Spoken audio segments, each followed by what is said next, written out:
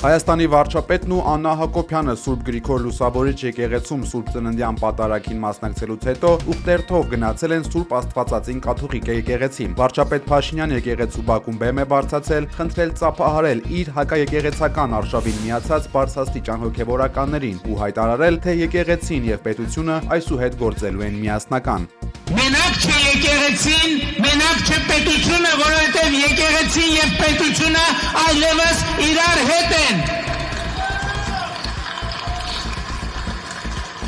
Եվ եկեղեցին ժողովրդի համար է։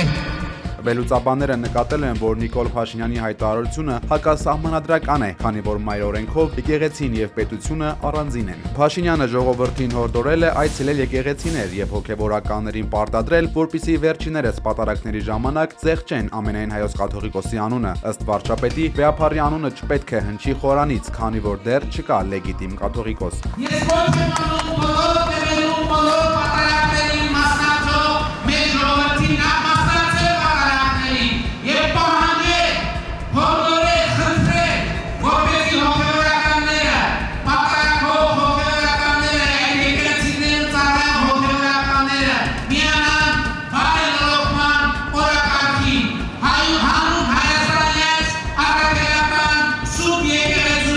Քաղաքական բնորոշում ստացած այս հավաքը զերծ չի մնացել բախումներից։ Եկեղեցու բակում միջադեպ է գրանցվել 44-օրյա պատերազմում զոհված Արայիկ Բաղդասարյանի մոր Գոհար Դավթյանի եւ վարչապետի կողմնակիցների միջև։ Տեսանյութում երևում է, թե ինչպես է Փաշինյանի աջակիցներից մեկը հրում եւ վիրավորում որդեկորույս մորը։